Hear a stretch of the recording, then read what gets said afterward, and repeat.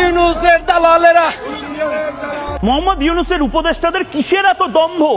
বললাম 15 মিনিটও টাইম পাবেন না। যদি শেখ হাসিনাকে 45 মিনিট টাইম দেয়। অবাক লাগলো মহিলারা। बांग्लादेश से खेल रहे चेन्नई में टिक टिक टिक टिक। हमको तो बांग्लादेशियों का साथ देना था, शेख हसीना का क्यों दिए? One young man is telling me now, this is the real picture, that this is painted on the wall of Abu Said. আমেরিকার মধ্যে আওয়ামী লীগের যারা নেতাকর্মী ছিল এবং যারা সমর্থক ছিল ঠিক এভাবে ডক্টর ইউনূসের অপেক্ষায় ছিলেন, তার সঙ্গে নানান ধরনের বেয়াদবি আচরণ করেছেন এবং তাকে জুতা মারার কথাও বলেছেন এবং তাকে রক্তাক্ত করে দেবে এরকম অবস্থা সিচুয়েশন তারা তৈরি করেছিলেন এবং তাকে সেখানে অপমান করবেন, অপদস্থ করে দেবেন সে চেষ্টা করেছেন। যখন জাতিসংঘে যাবে ডক্টর ইউনূস, আর এই ব্যাপারটি যখন সেই আমেরিকার যারা ভক্ত আছে শেখ হাসিনার এই স্বৈরাচার সরকারের ভক্ত, তারা ঠিক এইরকম ঘটনা ঘটেছে। সহজে আজকের ভিডিওটি আপনার না টেনে সম্পূর্ণ ভিডিওটি দেখতে হবে, আর দেখলে আপনার সকল উত্তর পেয়ে যাবেন। দেখুন আমেরিকায় যাওয়ার পর ডক্টর ইউনূসকে কত সম্মান করতেছেন আমেরিকার মানুষ এবং বিভিন্ন জায়গার প্রেসিডেন্ট যারা রয়েছে, কানাডা বলেন সব জায়গার সবাই কিন্তু সম্মান করতেছেন ডক্টর মোহাম্মদ ইউনূসকে। কিন্তু বন্ধুরা বাঙালি জাতি, বাঙালি যারা আমেরিকাতে আছে তারাই শুধু সম্মান করতে জানো না, তাকে বিভিন্ন স্লোগানে মানে হচ্ছে একদম অপমানজনক যে স্লোগানগুলো সেগুলো করছেন আমেরিকার মধ্যে। জি বন্ধুরা চলুন আমার সরাসরি সে ভিডিওগুলো দেখবো, না টেনে সম্পূর্ণ ভিডিওটি দেখুন, না টেনে সম্পূর্ণ ভিডিওটি দেখবেন। আজকের ভিডিও অবশ্যই শেয়ার করবেন এবং চ্যানেলটিকে সাবস্ক্রাইব করে দিন নিত্য নতুন আপডেট এরকম পাওয়ার জন্য, এবং চ্যানেলের এই ভিডিওটিতে লাইক দিন, আপনার মন্তব্য আমাদের জানাতে থাকুন। চলুন আমরা ভিডিওটি দেখি এবং কেউ স্কিপ করবেন না, সম্পূর্ণ ভিডিওটি দেখুন। চলুন ভিডিওটি দেখে আসি। বললাম 15 মিনিটও টাইম পাবেন না।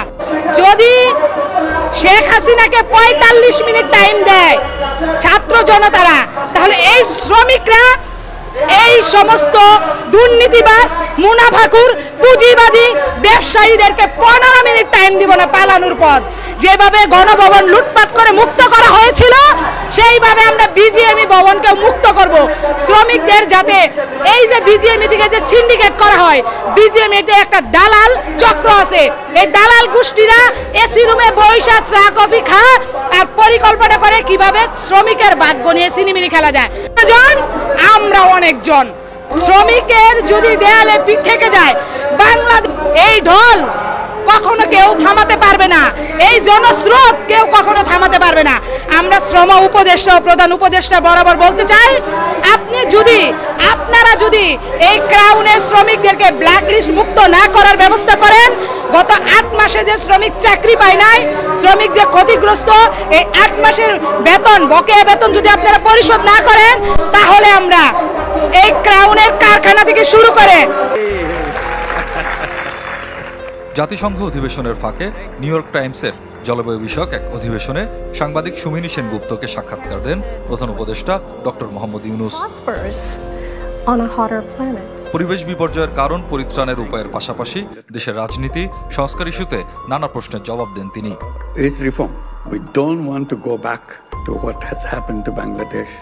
এক প্রশ্নের জবাবে প্রধান উপদেষ্টা জানান, সংস্কার বর্তমান অন্তর্বর্তী সরকারের মূল লক্ষ্য, এরপরে নির্বাচন। So there are 6 commissions now working. They are asked to submit their report in 3 months, what needs to be done. So there will be a blueprint of actions of reform, and this will be shared with all the political parties. If they think if this can be done, it will be done. If they say, no, this part you leave alone for the elected government, we'll leave it for them. So that's the time limit we need. 6 months? Did you say? I have no idea how much time. Okay. 3 months. We gave the time to 3 months to the commission. 3 months. And then report comes out.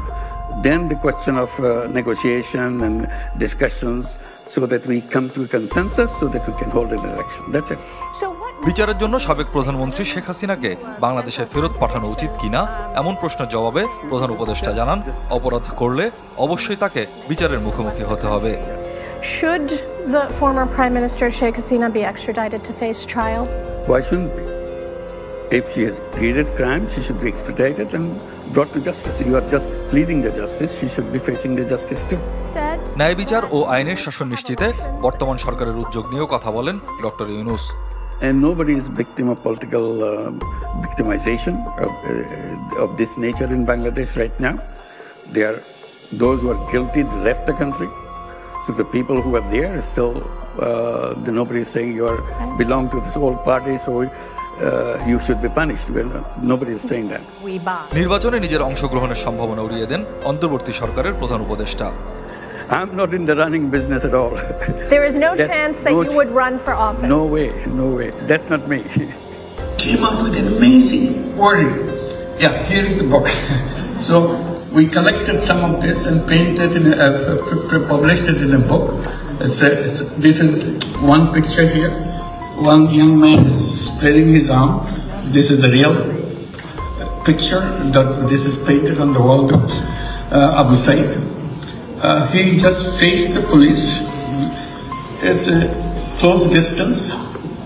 He's aiming the gun at him. He just stands there shooting. So police actually shot him.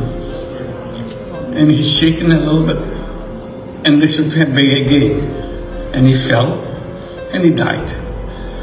He became a symbol for everybody. So everybody was raising hands and inviting them to shoot. So that was the painting some unknown young person. He's not a painter, but wanted to depict. It's beautifully done. So we just selected some of them. There's hundreds of thousands of this. So we just selected some, put it in a book to remember. So that someday, soon it will be washed away. It will be gone again. People will forget. Before they forget, I thought we should put them in a book and take the pictures so that we archive them. Millions of those. Not only Dhaka city. I thought this was first I thought it was Dhaka city. All over Bangladesh. Every wall is painted by the young people. So that's the kind of spirit young people brought to it. So you cannot just walk away from that. They are talking about new Bangladesh. That's the only thing. There's two words. One is new Bangladesh. They say it's a reset button is pushed.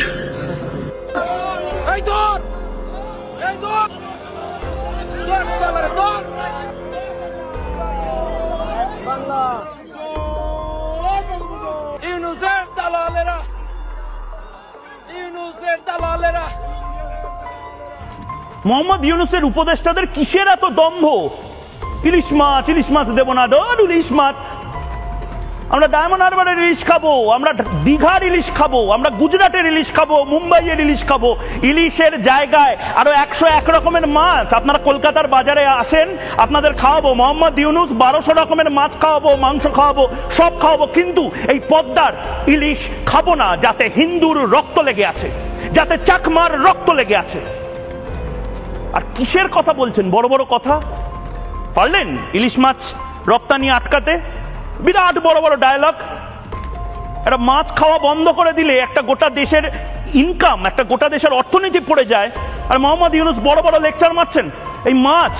Bangladesh দর্শক, পুরো বিশ্ব যেখানে সম্মান করতেছে এরকম doctor Mohammad ইউনূসকে, যিনি Nobel বিজয়ী একজন ব্যক্তি, পুরো বাইরের বিশ্বের সবাই তাকে সম্মান করতেছে। আপনার একটা পিকচার অবশ্যই ভাইরাল হয়েছে, অনেকেই দেখেছেন।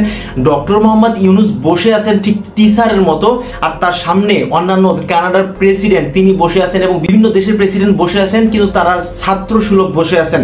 এই পিকচারটি অনেক ভাইরাল হয়েছে। কিন্তু আমাদের বাংলাদেশের বাঙালিরা কখনো ভালো মানুষকে সম্মান করতে জানে না, গুণী মানুষকে সম্মান করতে জানে না। আর ডক্টর মোহাম্মদ ইউনূসের সঙ্গে ঠিক এইরকম আচরণ করার চেষ্টা করেছেন। সন্দীপ, আপনারা এই ব্যাপারটা নিয়ে কি মন্তব্য করবেন? যেখানে বাংলাদেশের বাঙালিদেরকে সবাই গালি দেয়, আজকে গালি দেওয়া তারা যোগ্য কিনা? তারা ডক্টর মোহাম্মদ ইউনূসকে, একটা বাংলাদেশের এত একটা সুনামধন্য মানুষ যাকে বাংলাদেশের দায়িত্ব দেওয়া হয়েছে, তিনি ছাড়া কিন্তু বাংলাদেশের এইরকম অবস্থায় কেউ হাল ধরার মতো কোনো ব্যক্তি ছিলেন না।